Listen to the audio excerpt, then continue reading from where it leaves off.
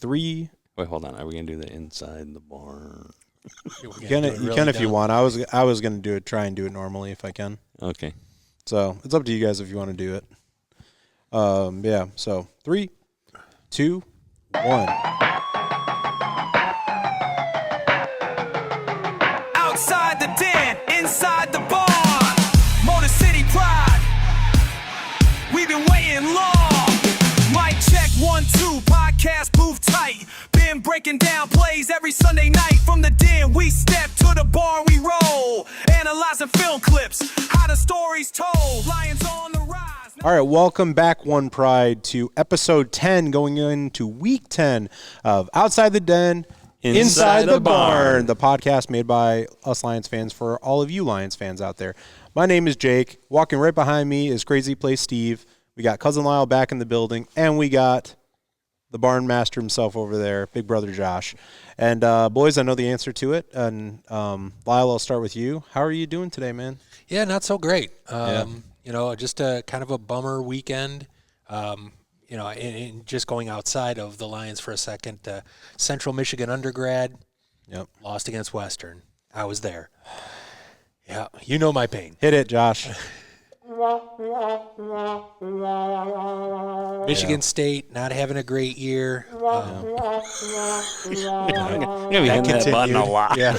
Yeah. And then we had the Lions deal, and we're not even going to, you know, we can go in later in the week and what transpired with the trade deadline and everything as well, but also just going to wear that thing on out. repeat, man. Yeah. It just kind of all leads to, you know, not so great feelings right now, but we're going to soldier through. We're still Lions fans. We're still hoping for the best here, and you know, it 24-hour rule, right? Turn it around and let's get on to the next game.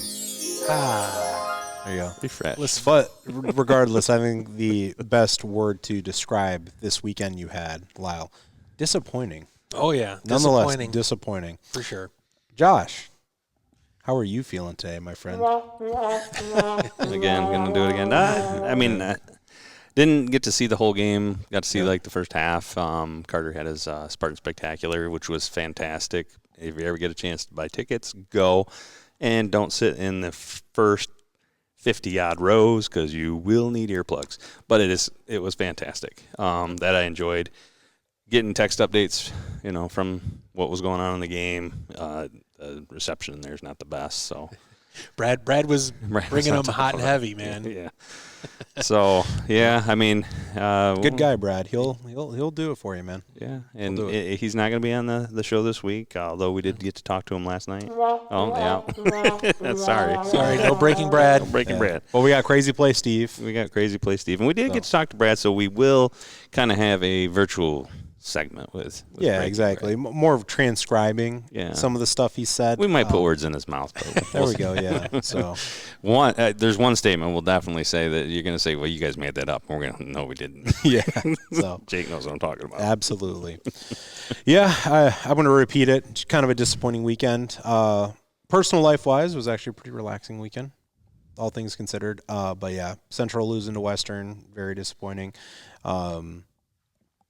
Detroit Lions even more so disappointing because you'd expect them to beat the Vikings. And, you know, once again, we're going into our takeaway of the game kind of already, which we're going to cut this off in a second. But it felt like a trap game. Turned out it was a trap game. Mm-hmm. Ding. Shout out to, I think that was the Cleveland Browns episode. We recorded so many of these. I don't remember. I pass the knowledge down to you. Break it simple, make it true. Every week we build and Before we continue on to our takeaways from this last week's game, we're actually going to reference it in this week's term of the week. And this term of the week, we decided right before the show, is 3 and out. So 3 and out. And what is a 3 and out? If you don't know what that is, what we're saying, it sounds like gibberish to you. Well, if you watched this past Sunday's game, you would be very familiar with 3 and out. 3 and out is, so in football, you get 4 downs or 4 attempts to go 10 yards to get a first down. When a team goes 3 and out, that means that as soon as they get the ball back, they do not advance the 10 yards and therefore have to punt the ball away.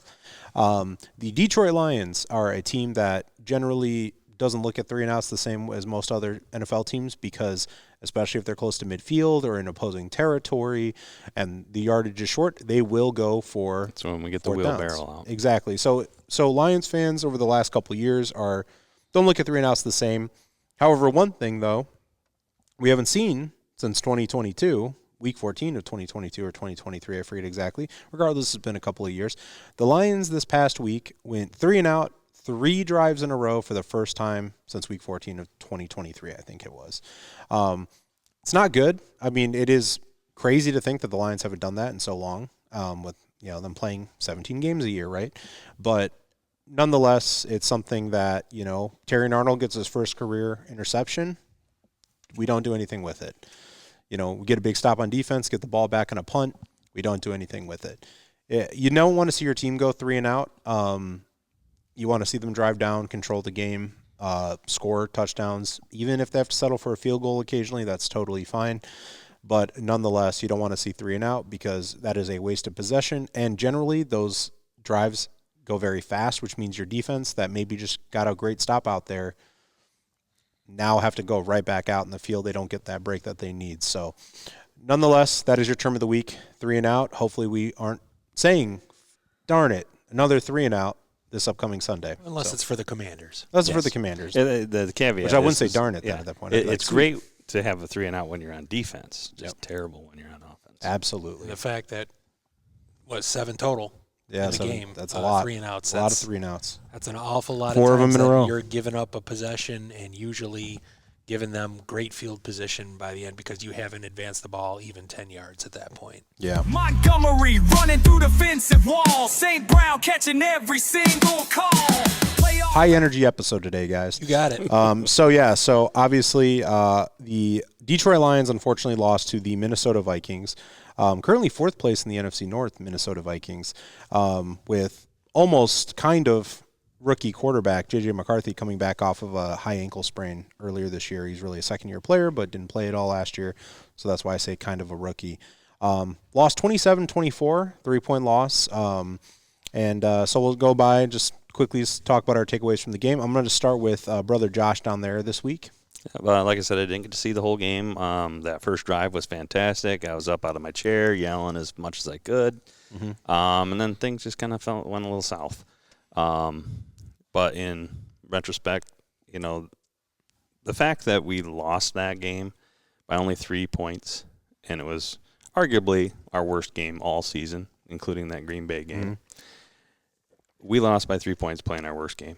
The Vikings, conversely, played probably one of their best games, and they only won by 3. Mm-hmm. So if you want to look at the bright side aspect of it, that's how I made it through to Wednesday.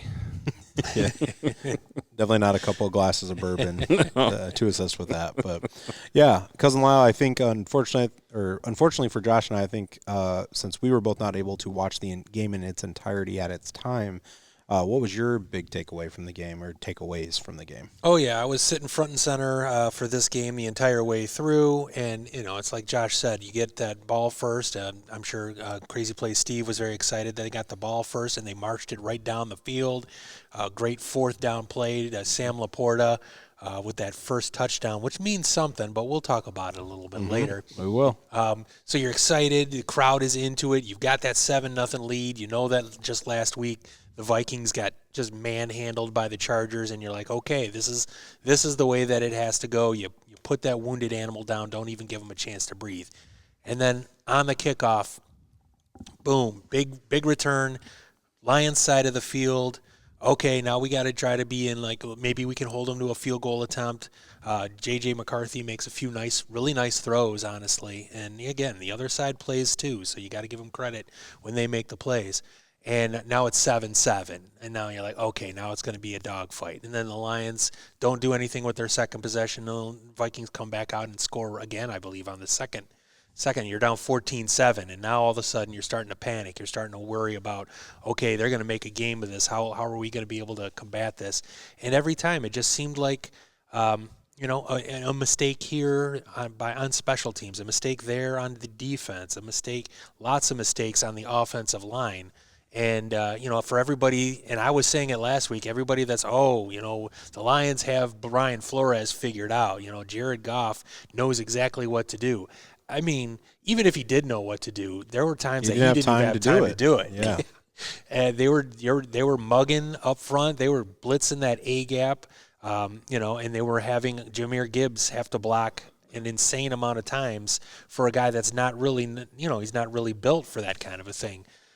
So in the end, give credit to the Vikings, but the mistakes that were made by the Lions in this game, just too many to overcome. And it really puts us now in a dogfight. Like you said, Minnesota's in last place. They're only one game behind us. The Chicago Bears are tied with us all of a sudden. And so instead of us, and then the Packers lost. So if you would have won, you'd have been in first place. Just a lot of different things there that were very disappointing, to bring that word back again. And we need, especially when you're coming off of a bye week and you've been waiting so long for that next game, and that's what you get out of it. It just really puts a dent in you just, I can't wait to get to Washington on Sunday, because we got to get this taste out of our mouth. Yeah. And, I think you both said it pretty good. And I'm going to just focus on a couple positives. There weren't a ton, but there were a couple positives. Thank you. Big season, Positives. fairy tales. Jake's positivity corner over here. As long as I don't think about the trade deadline, I can find a positive out there in the world. But yeah, so big kudos, congratulations to Terrion Arnold. First game back after a while. First career interception. Great play on the ball on a very poorly thrown pass by J.J. McCarthy. Took full advantage of it. Caused a bit of a replay because, there was an argument on did the ground cause the ball to, be incomplete? Did the receiver that I cannot think of right now, was it Addison? No, Rager. It was Naylor. Naylor, yeah. Rager plays for the Eagles, my bad. But yeah, so regardless, that was great. J-Mo getting a touchdown, getting back involved in the offense. Very late, but it did happen. Sam Laporta with another great fourth down and 4 yards to go. Great play. Shout out to Gibbs helping 3 guys speed on up in there. Carries him on his back. I thought he might have had the best game of anybody. Yeah, that was Sunday. the mystery. Yeah. Such a great drive, that first drive, and then kind of disappeared after that. And then if you only paid attention to the first quarter, you would think that he probably played poorly, but Amik Robertson held Justin Jefferson, who I still stand by is arguably the best receiver in football. He is my number one. He didn't hear me. I was yelling at the TV. I'm like, You know what's coming that way. You know what's coming? Yeah. Oh, crap. Yeah. But Amik Robertson held him like 45 yards. Yeah. But yeah, and J.J. McCarthy only had, 144 yards or something like that? Yeah, so, He had his struggles. He was not he playing he played like a quarterback playing for the first time in like 5 weeks, right? Yeah, and the explanation of why they were, why they ended up winning and getting those touchdowns. Yeah. Short field. Yep. I mean, 17 points scored when the drive started on the Lions side of the field. Yeah. Yeah. So that's almost all of them outside of that first drive. But yeah, so regardless, there were some positives, not many. Big shout out to the Vikings on Brian Flores did fantastic attacking their biggest weakness. Realistically, their biggest weakness on their team is just the interior of their offensive line. But one thing, Vikings fans, if you really are going to use last year's skull mocking video to try to say that we changed our affiliation, just don't, because you guys look weak when you do it. Just bad. Yep, and that's Josh's trash talk of the week. Oh, I got worse. All right. Like, don't puke 3 rows in front of my kids. All right. And now, Josh, is it time for a surprise news bulletin? Now lions roar when others speak. Behind this mic, I tell the truth about this squad. All right, it's time for this week's what grinds my gears, I guess. So I don't want to get off on a rant here, but, I'm watching the NFL lately, and I got to say, these roughing the passer calls are getting so ticky-tack. I half expect the refs to throw a flag because the defender's aura disrupted the quarterback's chakras. I mean, come on. We've gone from protecting the quarterback to bubble wrapping him like he's a Fabergé egg on loan from the Hermitage Museum. You touch a guy with anything more than a gentle caress, and suddenly it's 15 yards and a lecture from Roger Goodell about empathy. And don't get me started on how this affects the Detroit Lions. These guys get flagged for roughing the passer when the defender's still filling out his permission slip to approach the quarterback. It's like the refs are auditioning for Cirque du Soleil with the kind of mental gymnastics they do to justify these calls. Ooh, he breathed too hard in the vicinity of the quarterback's helmet. That's a flag! Meanwhile, Jared Goff could get hit with a folding chair like it's WrestleMania and the Zebras are too busy checking their Vegas money lines. It's always the same script. Lions get a stop on third down, crowds going nuts, momentum swinging like Tarzan on Red Bull, and boom, phantom roughing the passer. Drive stays alive, opponent scores, and the Lions get hosed like a car in a charity car wash. It's like the refs are running a covert op called Operation Keep Detroit on the assembly line. And when the opponents take cheap shots at Goff, crickets, nada. The ref's got the flag tucked so deep in his pocket it's practically an escrow. I swear, if the NFL treated all teams like they treat the Lions, Tom Brady would have retired in 2007 and the Patriots would have been a footnote between the XFL and the Lingerie Bowl. But no, Detroit gets the shaft like their designated punching bag in a league-wide game of whack-a-mole.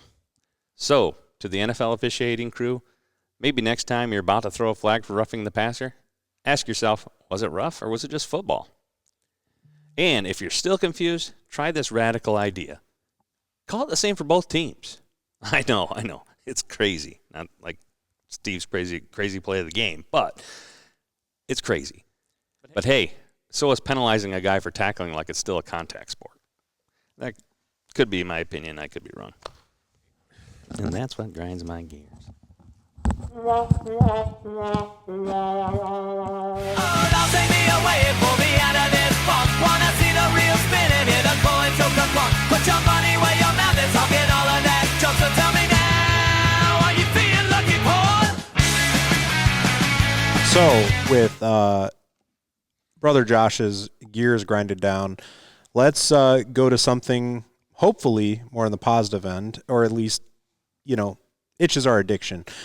It's time to enter Cousin Lyle's Casino. Yeah, Cousin Lyle's Casino. Let's win big this day. Come on today. Let's All go. right, everybody step up, place your bets. But before we do that, let's do a little bit of a recap of last week's results here. We did have all four of us on the panel here. Unfortunately, Breaking Brad is not going to be part of it this time around, but we will recap how he did. So in Week 9, heading into the game, the first question that we had on the board was Jahmyr Gibbs. Is he going to get over 100 yards rushing in this game?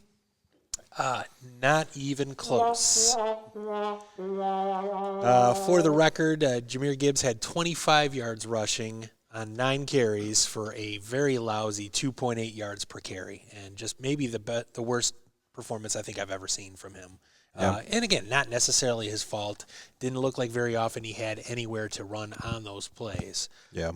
The Vikings defense is very good outside of the tackles. Really good linebacking core, pretty good edges, and if the interior is gone and they can't run up the middle, which I know is probably my dad's least favorite spot for the ball to go, it's tough because then you become one-dimensional in your run game, and it's just tough.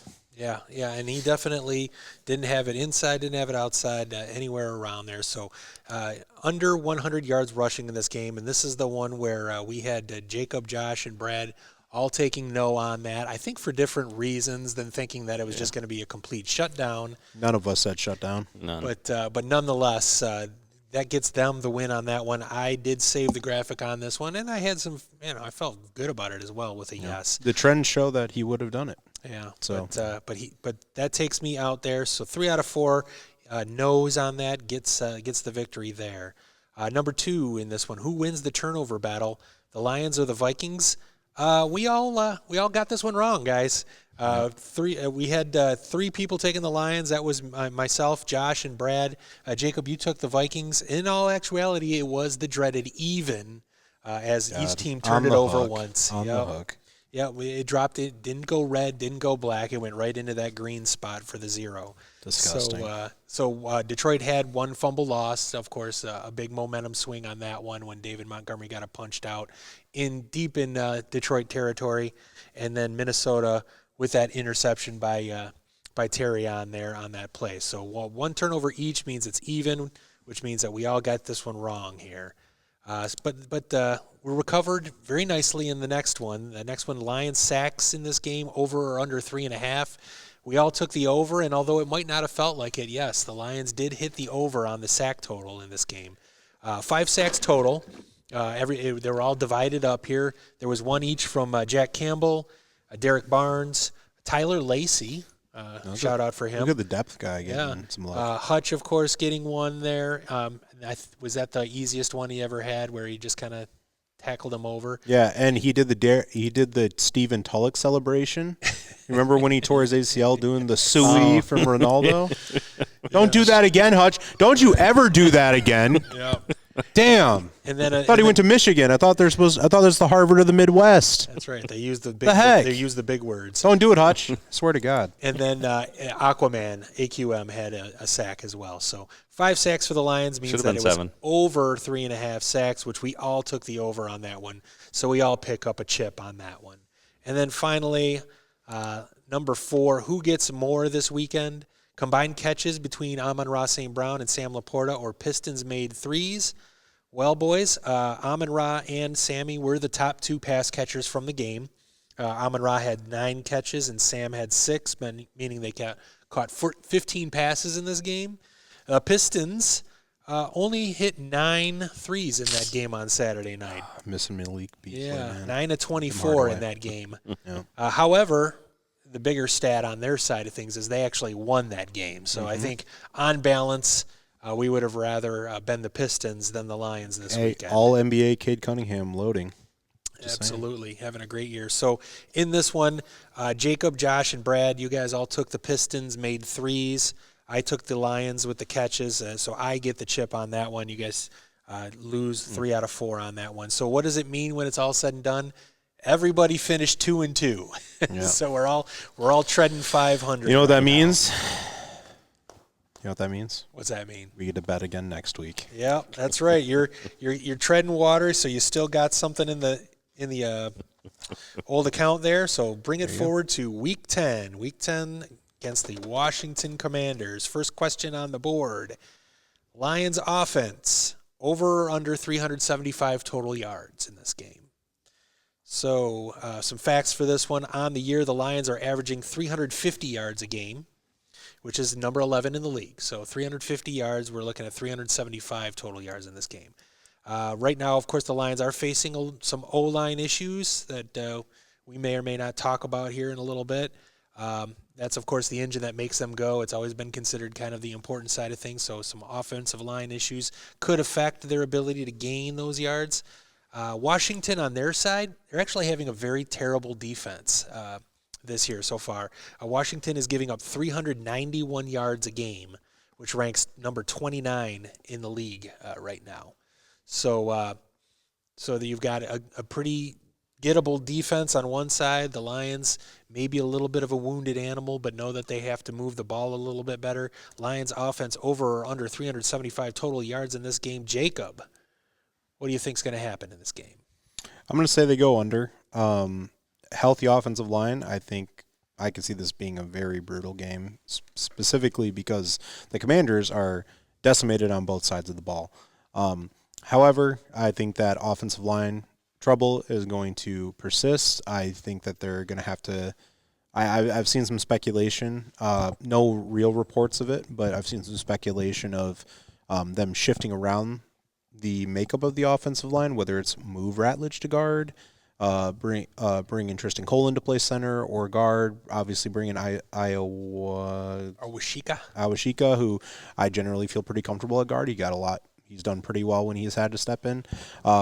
But nonetheless, I mean, almost every single starting offensive lineman had to go into the locker room at some point on Sunday, and they're going to have to really rely on the short passes. They're going to have to really rely on running and bouncing to the outside, and I don't see 375 yards this weekend, unfortunately. All right, so Jacob's going under on this one. Josh, do you agree?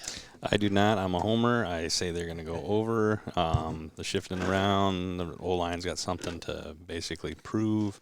Gibbs has got something to prove. Goff does too. I think maybe they'll do some quick hit passes to try to open up that run, and hopefully Monty will get his game on too. So All right, so Josh is going over. For my part of things, I am going to take the under in this one. I do think it's going to be a little bit of a knockdown, drag out, defensive struggle in this game coming up here over in FedEx Field. Again, the offensive line gives me some concerns there. I think that 375 total yards when they're averaging 350, and they've had some lower games here recently. I'm going to take the trend that's happening here. I'm going to take the under on that one. So we're moving on. Number 2. Who else wants some of Debo? To quote a movie here. Do the Lions hold Debo Samuel under 50 yards in this game? So for the year, Debo is averaging 45.9 yards per game receiving. He is their top receiver on the year right now. McLaurin's been hurt. Yeah, Scary Terry's been out, and he is questionable for this game as well. Yeah, hey, we've seen what happens when people try to play through a groin injury. It's rough. Yeah. So.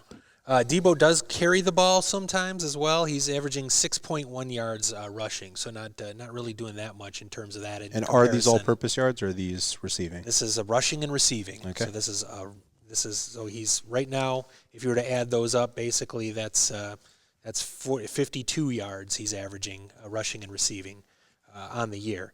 Like I said, Scary Terry's questionable for this game, which means that they might target Debo a little bit more in this kind of a game. The Lions are currently rolling with Terrion and Amik as their top corners, and then Arthur Mollett is filling in as the nickel, for whatever, if you know that guy at all. And then they play some other people down in the slot as where Debo sometimes goes. So Debo Samuel over or under, or do the Lions hold Debo Samuel under 50 yards? Josh, do you say yes or no on that? Still a homer, going to go under. All right, so he's saying that, yes, the Lions are going to hold him at under 50 yards. Crap, I forgot. I forgot that my whole thing was I'm supposed to do the anti of, the George Costanza opposite. Don't worry, I bet against the Lions all the time in the casino, so don't worry, I'm holding it down, Josh. Okay. Yeah, right. I think you just got to go with what you know sometimes. Well, I don't know much. Josh is going yes here. Jake, what do you think? Debo's a little shook up. He's also, but most importantly, rather than just being shook up, he's also on my fantasy team. So you're screwed. Easily under. That's the kiss of death right there. Yep. He's been bouncing in out of my flex, and when I don't play him, he seems to do good, and when he does, not great. All right, make sure you play him. All right, I'm going to say that he goes over. I'm on a 2-loss streak in fantasy. I don't know if I can do that, Josh. Again, I think if he's playing, he is going to be somebody that they're going to have to rely on if they want to have a chance in this game. So they may force feed him a little bit here. It'll be interesting to see. I don't think if he does get it, it'll be by much. But I'm going to go ahead and take the other side on this one just so that we've got some differences on the board here. So 2 yeses and 1 no on that one. The next one that we have, number 3, let's keep him upright. The over-under on Jared Goff sacks in this game, 2.5. All right, the Lions have allowed Jared Goff to be sacked 18 times in 8 games so far this year, which is 2.25 a game. So that's under the 2.5. However, Goff has been sacked 4 or more times in 4 games this year, including 3 out of the last 4. Got sacked 5 times last week. On the season, Commanders have 22 sacks in 9 games, which means they're averaging 2.44 sacks a game, so just under that 2.5. So in this game, do you think the over-under on Jared Goff sacks 2.5? Going back to Jacob, what do you think? I think it's under, and I think because we saw what happens when Gibbs tries to block. So I think that just in an effort to keep Goff tall enough, especially with Lattimore out for the Commanders, I do think that there are going to be a lot of swing passes, short passes, attempts at screen passes, and I do expect, maybe Brock Wright to even kind of float around and just play as an extra lineman in certain sets. So I'm going to say under because I just think that they're going to do everything in their power to get the ball out as quick as possible. All right, so under 2.5 sacks. Josh, what do you think? Going for the opposites, so that he actually doesn't get sacked as many times. But, yeah, over. Going to take the over on the old jinx there. Yep. Playing a dangerous game there, Josh. I'm going to go under. See how well it plays out for him, Cotton. Yeah, I do think that they are going to make a concerted effort to protect Jared in this game. Like you said, maybe keeping in an extra tight end, maybe putting somebody as an H-back in there to do some of the blocking. They're going to scheme up some things, make sure that they get this done. So, and I don't have a lot of fear from the Commanders. What game was that? Defensive line really coming into this one. The Lions played against somebody, I forget who it was, but earlier in the season where they did really overcommit. They always had a tight end come, hover in the line, have their running back motion, a wide receiver motion, just have an extra body in the box. I'm trying to remember what game that was. Was that the Bengals? It sounds like a Cleveland game, just because they had the to be Cleveland or the Bengals. Yeah, they had to commit a skill position player or bring in an eligible tackle, which is still committing a skill position or potential skill position to try and stop Hutch. So yeah, so I can think that that's something that the Lions are planning on doing here, and plus I just really want to see a bounce back here. I want something. This should be a perfect opportunity for a get right game. That's right, and I mean the Lions, we'll go back to that no 2 losses in a row thing, and that'll be a big part of it. I think if they can get this one. Finally, number 4, we talked about him just a little bit earlier in this episode here, but basically time for some action. Isaac Tesla to record at least 1 catch. All right. So the third-round rookie has 3 catches on the year, no catches in the last 3 games, and has only been targeted 1 time across those 3 games. Campbell has indicated, at least in the media, that he's got a desire to get him more involved in this offense. So in this game, do we see Mayotron get at least 1 catch in this game going over to Josh?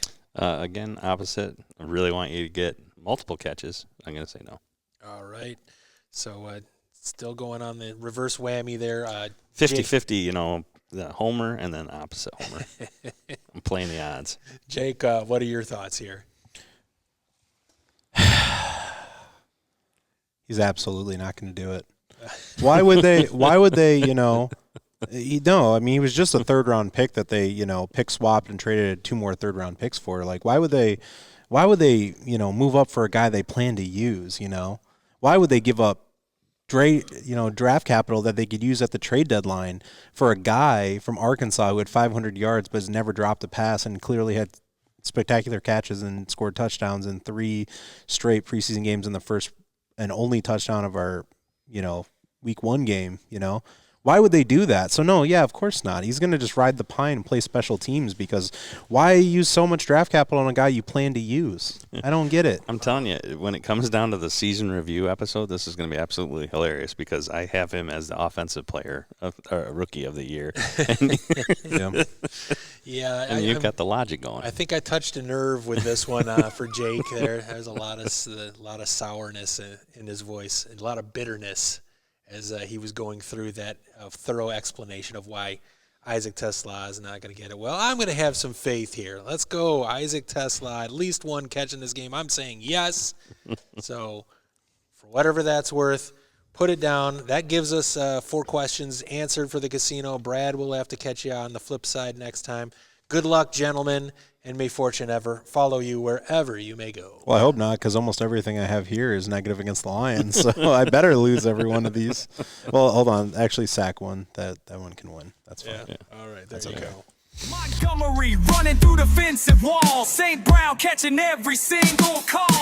Playoff bound now. Alrighty, so we were just in Cousin Lyle's Casino, and now we're going to talk about this upcoming Sunday game. We are at the 426 or 425 slot. Detroit Lions at Washington Commanders. The Commanders, a team that is riddled by injuries. You have star players such as Terry McLaurin missing considerable time this season. You have reigning offensive rookie of the year, Jaden Daniels, with a horrific, wish you the best of luck, even though you torched us in the postseason. I do wish you the best of luck. I am a Jaden Daniels fan. Horrific injury. Don't look it up. It looks, it's pretty bad, but all signs are pointing to him potentially coming back this season. And thankfully, I was talking to my doctor friend. It looks way worse because he's, the elbow is just, there's not much there. But it did look pretty horrific. Thankfully not on his throwing arm, though. as well as some other pretty big pieces. Marshawn Lattimore is out for the season. A couple linemen are having some injury issues as well. So perfect time for a bounce-back game, as we mentioned in the previous segment. The Lions open up a 8.5-point favorite. Money line is at minus 430. So Vegas, at least according to this, is really confident that the Lions are going to come out and win big. So point total is over 48.5, so they are expecting some points this game. Obviously, they don't have a breakdown of who they think is going to score a bunch of points. I'm sure there's lines on that. But yeah, so once again, I think generally I would say the Lions are a more talented team. They are a younger team overall. The Commanders noticeably have picked up a lot of veteran players last season, when what a lot of people thought were going to be one of the worst teams in the league ended up being one of the best, and they bounced the Lions out of the divisional round and lost to the Eagles, eventual Super Bowl champions, and who the Lions play next week. But yeah, so pretty good team, pretty good coach out there, but alas, both teams riddled with injuries, but the Lions are playing away.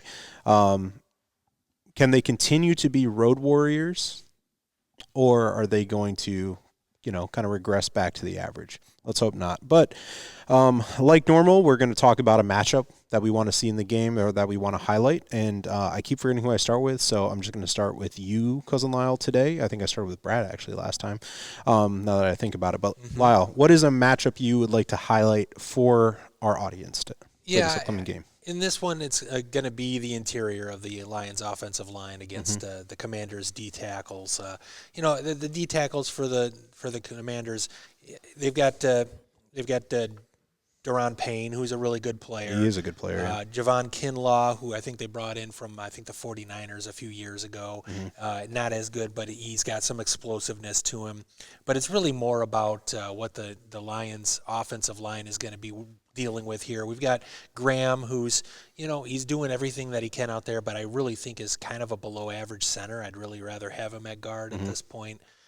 You've got Tate Ratledge was shook up in the Vikings game, went Also out for a a couple of series. Is a rookie as well. Had his problems. Glad to see that he did come back in that game though. And then on the left side, you're going to have Awashika starting. And while I have a lot of confidence in Awashika when he has to come in and fill in a spot, Awashika as a starter, it makes me a little bit nervous. Well, I mean, to add to that nervousness, he's playing next to a very, very banged-up Taylor Decker. Yeah. Radledge will be playing next to a very banged-up Penny Sewell. So you're not really feeling good about anybody on the line. You can hope that these guys can play through injuries, but at the same time, they may need to sit, because why would you risk a long-term injury to some of your most important players on your team? Yeah, and if that's the case, then you're talking about the tackles where our depth is razor thin right now. You've got Dan Skipper and who knows who at this point. Yeah. And they might do something as well where they switch around the offense. There was some talk about Tristan Colon coming in and filling in one of the spots there. So you don't know exactly. But, if I had to guess, that's the lineup that I think that we're looking at in this game, and it's going to be important that they don't let one bad game snowball into two bad games, that they're able to shore up that protection. They're able to find those line calls that are going to be effective to make sure that running lanes are open and that Jared Goff stays upright, like we talked about being so important in this game. So that's really what I'm going to be focused on, and I'm hoping that, at some point I'll feel a little bit more comfortable than I do right now about it. Yeah. Josh, how about you? Well, I could throw a couple jokes out. Rory versus their mascot, Dan Campbell versus Johnny Martin. Don't they have the pig with the I don't even know what it is. I think it is. I think The it's hogs. It's That was I think it's a hog. That was and the he's got- 80s, man. He's got like some sort of a. That was the Joe Theismann, John commander Riggins helmet, days, man. The old Army helmet, bucket helmet on. Who's the backup for the quarterback? Marcus Mariota. Marcus Mariota. Okay, so him against our linebackers. I think he's going to go. You son of a bitch. Yeah. You don't even know who Marcus Mariota is. Yeah, I do. Who is he? Wasn't he? Was he Texans?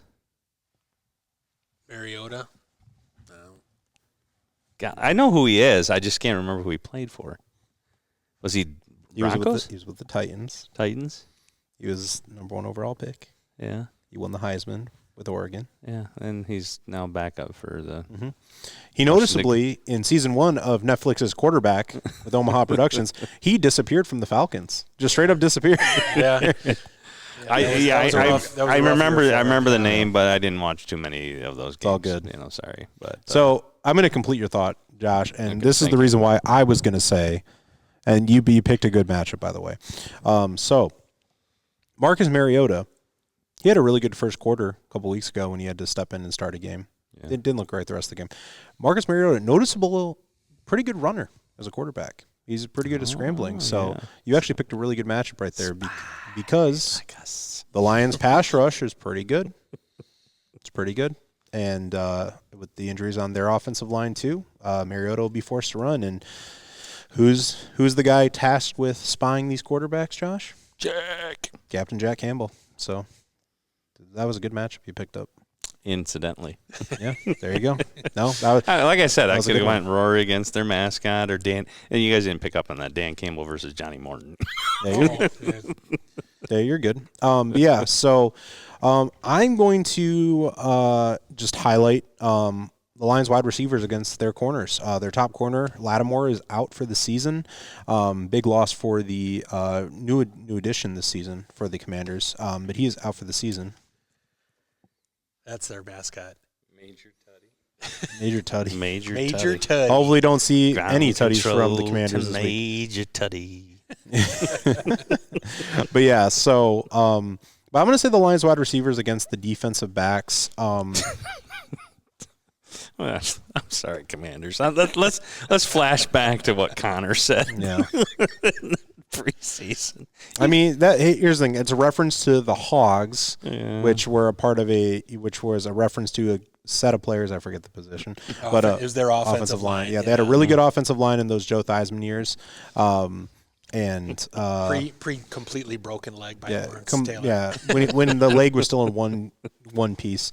But yeah, Lions wide receivers against their kind of depleted defense. The biggest thing is St. Brown is by and far the far superior player to anybody the Commanders can throw out against St. Brown. JMO is going to be faster than almost every single player. Actually, shout out, maybe my favorite Michigan Wolverine, Mikey Sanders, still playing their nickel.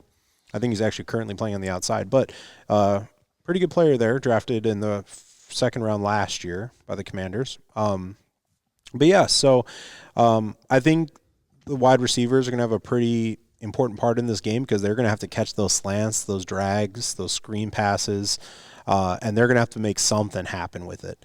So I think the big thing right there is, once again, we highlighted the two kind of major ones right there is, can the Lions offensive line hold back the Commanders defense? Can we contain Marcus Mariota and make him panic? I mean, we are going to be playing a backup quarterback this week, so generally you don't see a lot of backup quarterbacks outside of Matt Flynn really have crazy games. So can the Lions continue that trend? Flashbacks, man. I know, right? PTSD over. I think we watched that game in the other barn. We did. Back in the day. I remember that because we were like, what the hell just happened? Where did this 450 five touchdowns come from? And to keep with tradition, there's a reason why the rule of turnovers are now automatically reviewed, and touchdowns, all scoring plays are now automatically reviewed because I think of that game. All right, well, we can talk more about the Packers on Thanksgiving, the Thanksgiving episode. Right, yeah. Hold on now, Josh. We need all the help we can get. But yeah, so once again, I think ultimately all of us relatively feel comfortable going into this game because the Lions are the better team as of right now. But clearly a lot of questions have arisen, right? And the Chiefs and the Vikings have shown on tape what happens when you stunt in the interior, when you send the linebackers to the opposite gap in the interior, right? It blows it up, and then you see Jared Goff, who's generally good against the blitz, but he needs time and protection in order to dice up defenses. So regardless, we have some pretty good matchups that are all going to be important that the Lions come out on top of those matchups in order to win this upcoming game. And on the positive side, we've dropped in like everybody's rankings, and usually when we're down there is when we start to play good. So. Yeah, unfortunately, with how Vegas is looking at us and generally the landscape of things and the Commanders being so hurt, I still do expect primarily Honolulu Blue in the NFL's predictions, which I still like to see And all be probably in opposite the stands, too. team. Everybody's Probably. already bought those tickets. They're not going to That's true. Yeah. And I mean, once again, the Commanders are at a point now where if they lose a couple more games, I mean, why rush Jane Daniels back at all? Let him get a whole season to rest and recuperate and, so. Yeah, they've definitely fallen. They had that year last year, and I think maybe some people just thought, oh, well, they're just going to continue to ascend because they've got the rookie quarterback. That's the offensive rookie of the year. But, the pieces around him, they don't quite fit right. Like you said, they've got a very veteran-laden defense. But these guys, I mean, we're talking about Von Miller. We're talking about Austin Eckler. Who's really only like 30, but Preston Smith, from the Packers days. Debo Samuel. A lot of people think he's washed. I mean, these are all players that had a prime already. Yeah.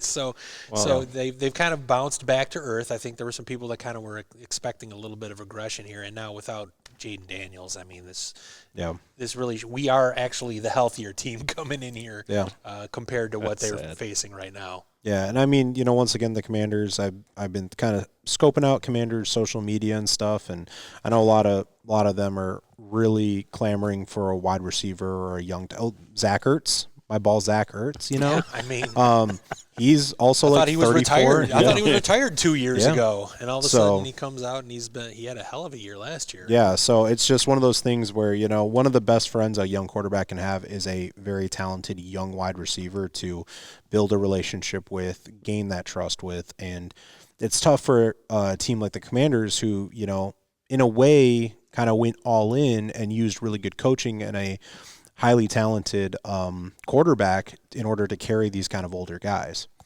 But yeah. Maybe they'll be looking for another name change at some point. We can call them the Washington One-Hit Wonders. Yeah, should have said the O-N-E. Controversial take. Should have stayed the Washington football team. That was funny. Soccer teams do it all over the time. The athletic soccer football club, stuff like that. Should have kept it. That was funny. That was awesome. You would have been my other NFC team if you would have kept the Washington football team as your team name. That is my controversial take for the day.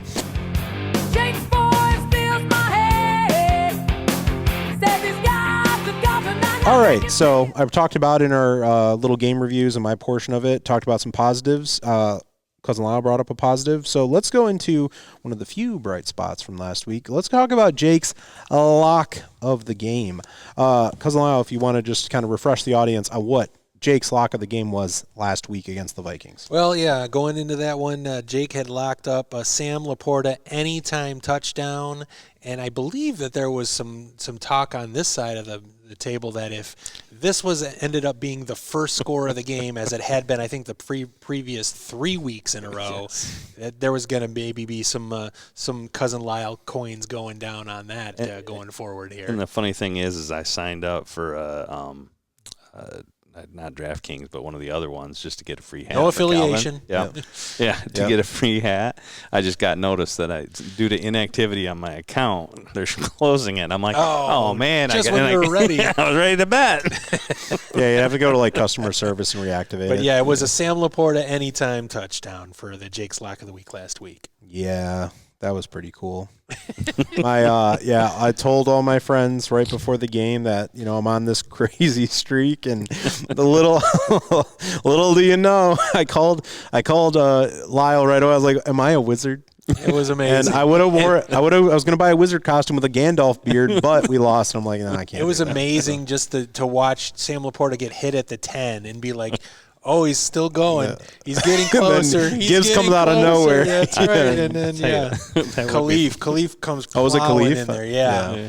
And the fact that he made it over the end zone, I think, was powered by 50% Khalif and 50% Jake's Lock of the game. I'm giving you half credit. Laporta went out there, and he's like, I got to do this for Jake.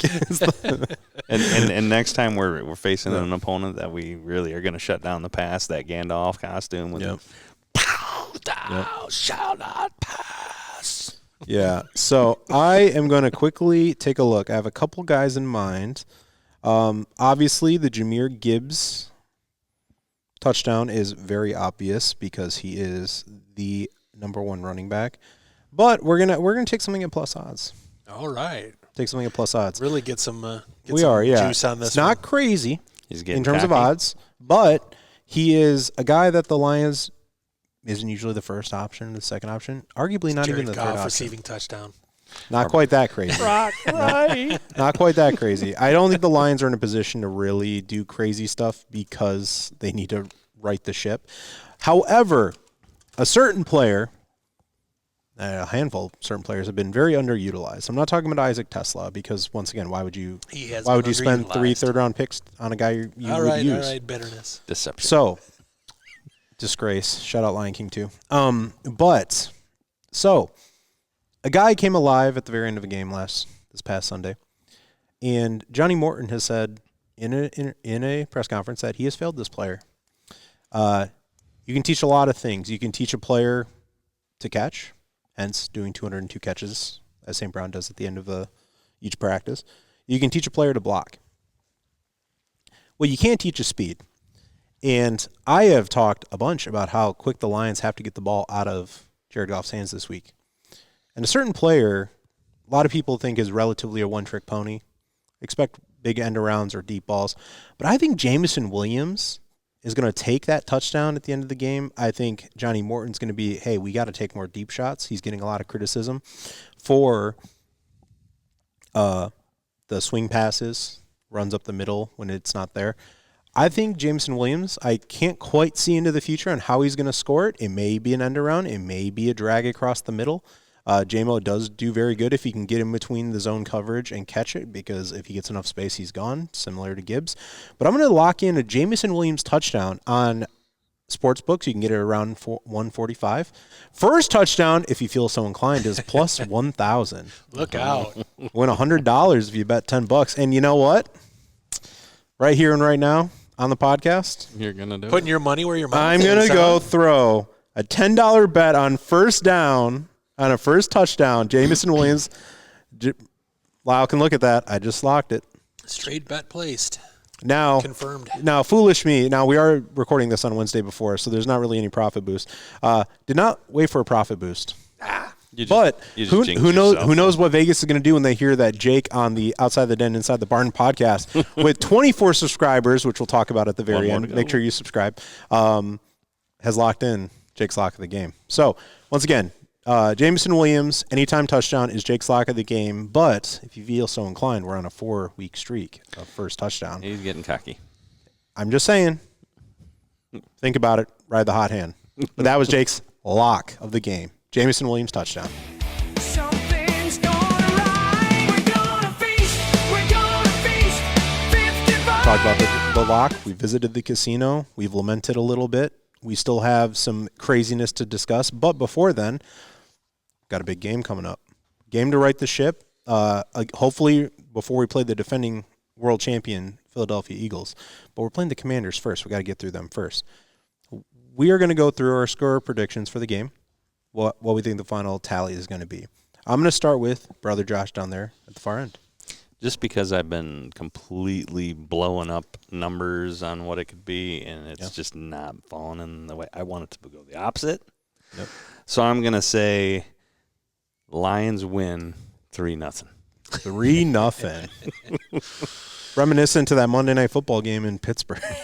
I can almost hear the old NFL Films guy. It was a blustery day at FedEx Field. Yeah. It's crazy. We didn't bring up Jared Goff against being in an outdoor stadium in early November. He beat those demons down last That's year. true. Oh, yeah. The fumble bum game, stumble bum game. Oh, man, that was beautiful. True. Hold on. Nope. Stumble bum.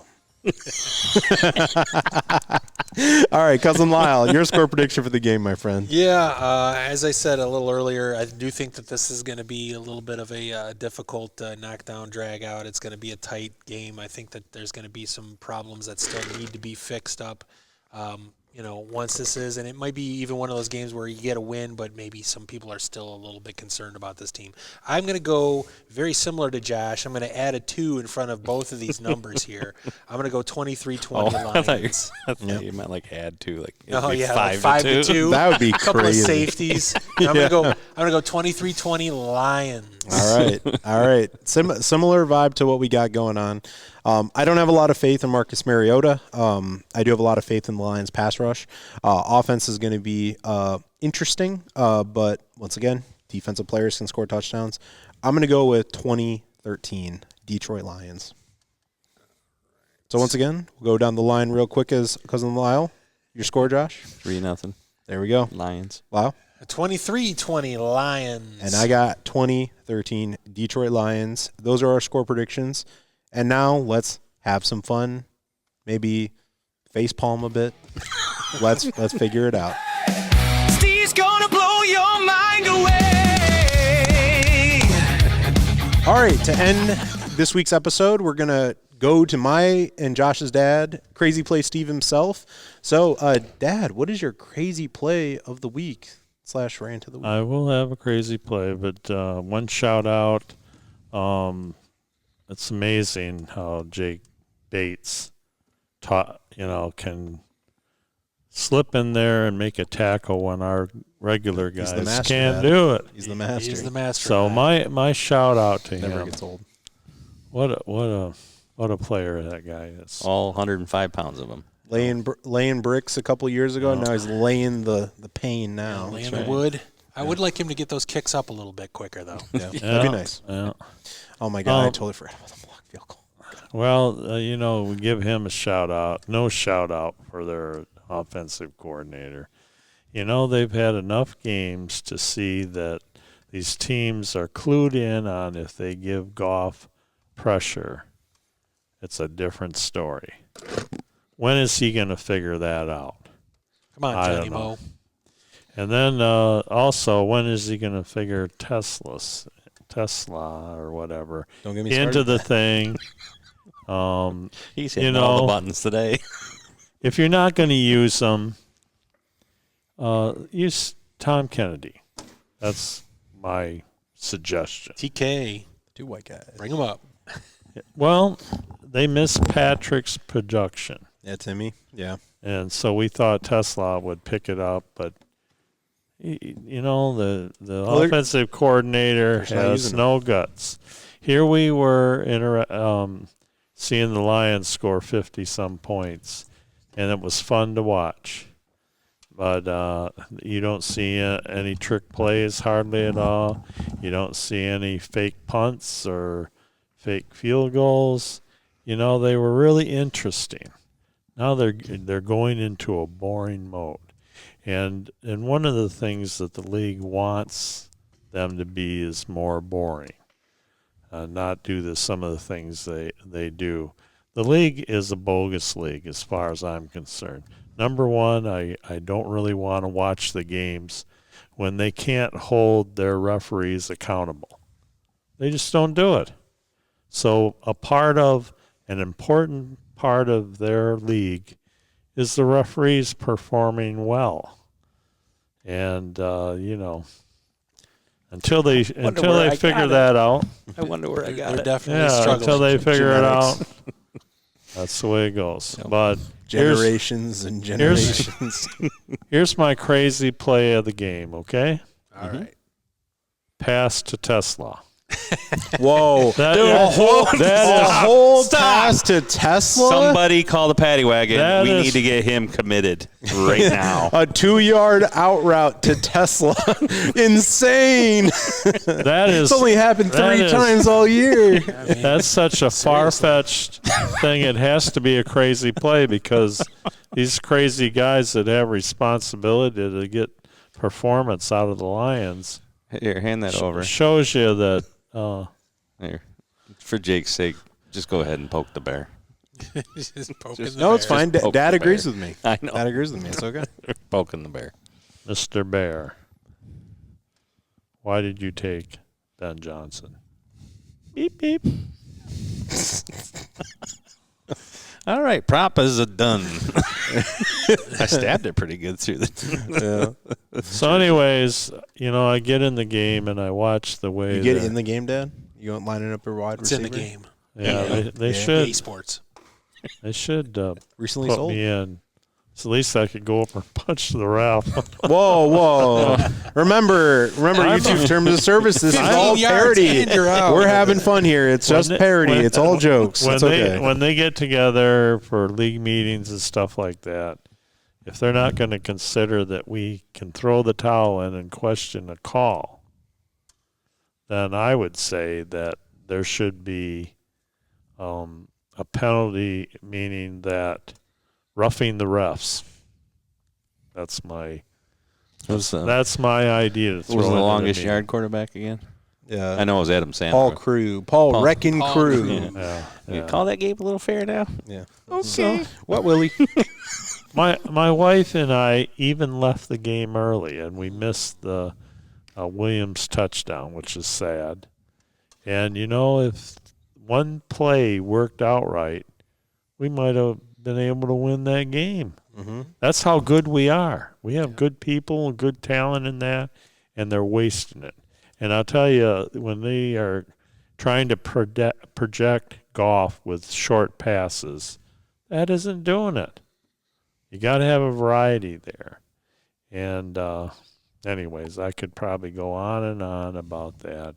But, I really like Dan Campbell, but it seems to me like he's seen other teams put pressure on our team, and golf doesn't get the time that he can. But if he does, he performs well. Yep. That's simple as that. And how many times your franchise quarterback? And you know what? They're going to play Washington. Are they going to do the same thing? Try to rough them up? They're Sure going to they try. will. Yeah, They're going to try. Yeah. It's on film. Well, we Yeah. go after people's kneecaps, opponents' kneecaps. Maybe he needs to get Johnny Moe in a Yeah. headlock and give him a noogie. Poor Tucker Did you guys Kraft. see JJ Yeah. Murphy trolling a little bit? Yeah. No. Kneecaps intact. Yeah. Well, just wait. Well, this JJ. last game they threw to Laporta some, and I was surprised to see St. Brown has had as many catches as he did, because the game before they ignored him. Or maybe ignored Laporta. Anyways, our best receivers seem to be off to the side and nothing's happening with them, or not much. So, anyways, there's a crazy, grumpy, old Steve come along, and Jake Bates, what a guy. What a guy. So you got that positive right there. There we go. I have one question before I leave. Jake Bates, the master Bates. himself. One question to you guys, because you guys know what's going on, and I Sure. don't. We'd like to think so. We're experts. All the good players that they fit in there the prior game played well. Did you hear any one of those guys announced? I mean, I didn't listen to the broadcast, but did any of those guys get notice for any performance? You're or talking didn't defense? they play? And defense. Anybody. On defense. Did any Well, of those guys? I did see something about Whiteside was like barely in the game whatsoever after he had. Yeah. But after they performed Ty league snap count was down. like as that, well. I thought Campbell was a loyal guy, and it seemed to me like the guys that performed deserved Well, and I'm sure to at least be mixed in. and I'm sure there's Mollett was out there. Unfortunately, he gave up the kind of game clinching reception there, but he was one of those guys. they got more there. film on the Legion of Whom Yeah. and there's probably other factors that are playing in that we don't know about, injuries. Guys are banged up. I mean, you had Brian Branch back, you had Terry on back. These are guys that are your starters. And Yeah. I understand that, but I mean, Jefferson was still kept to 45 yards. and you know, to go back to that Breaking Brad thing that we completely missed, Pascal's his clock started. Yep, back in practice. Another one. anyway, to Rodriguez, finalize, He started crazy last week. play. One more. crazy play. Yeah. And Tesla, pass to Tesla. Yep. that would be crazy compared to what happened in the last 3 games. Yeah, you got it there. And we did tease a little bit of the conversation last night from Breaking Brad. This one, I think he's taken one out of your playbook. He actually looked at Jake. Crazy Brad's play of the game, play of the season. Yeah. He said that he actually thinks that the Lions do have a really good chance of winning out the rest of the season. Wow. We looked, both of us looked at him. You like, know, I've "What?" watched I watched the 14-3 to finish. That would be something. I watched the last few games, and they're not like the Lions that I was excited about. Yeah. Plain and simple. A guy I'm excited about returning to practice, the one we forgot, Miles Frazier. Yes. Offensive lineman out of one of the best running run blockers out of the Louisiana State University, LSU Tigers. He got hurt even before the preseason, right? Correct. Yeah, that's why I was forgetting his name. Yeah. Yeah. So, because he would have been competing with Ratledge for that right guard spot. Yeah. Or if he would have beat out Ratledge would have been competing for the starting center spot. Yeah, that's true. So, but guys, it's been fun. Here's one more thing. Oh. Like keep going. Okay. Judy's, my wife says, Steve Don't Jobs. stop. Don't stop recording yet. You can't shut them up. But my wife works for employer, and her boss knows a lot of people in the Lions. And just got a football signed by Alex Anzalone. And I talked to him Unless afterwards. you buy your jersey from and he knows China. He knows a bunch of the people there. So maybe I might be able to have another conversation with him. Crazy maybe. Steve's got an in. I gotta have an angle. He's got an angle in. Oh, Yeah. just a second. I got Brad Holmes on the line. Yeah. Why didn't you make a move, Brad? All right. Well, guys, it's been fun. Can't wait to have some more fun next week after hopefully another Lions victory. Hey, Those are more watch fun. party this weekend is going to be very thankful. Very thankful. Exactly. Deep But frying a turkey, smoking some turkey breasts. Yep. We're going to A lot have of turkey. Yeah, we're having basically pre-Thanksgiving to get those bellies ready. Because we'll be eating non-Thanksgiving food. You guys will be eating. I'll be falling asleep. Getting that tryptophan going. Yeah. There we go. But yeah, so before we end the episode, just a reminder, please subscribe, comment below. We are at 24 subscribers as of the Wednesday before the Commanders and Lions face off. Please subscribe, comment below. We did get a comment last game of a score prediction, so I would say They were just as wrong as we were. they were just as wrong. But here's the they are deal. entered into the giveaway. Yeah, right now, all he's got to do is find one subscriber, and he might actually just He just wins it.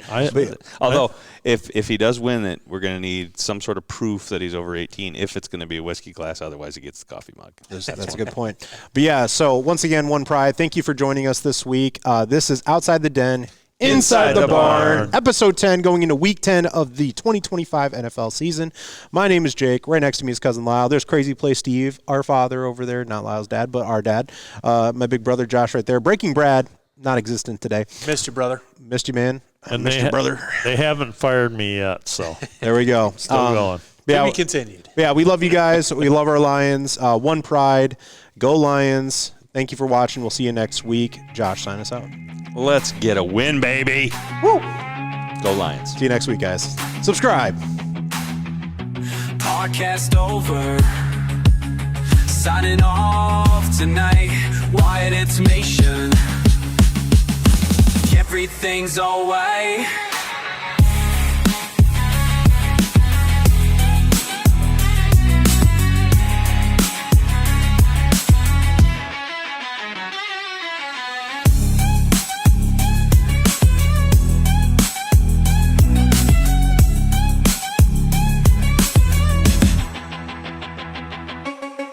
Oh, Jet, school. Decided right tonight. Lions Nation, everything's alright. Test 1, 2. If I can hear his phone. Podcast, move tight. Been drinking all day every Sunday night. Well, at least this Sunday night, right?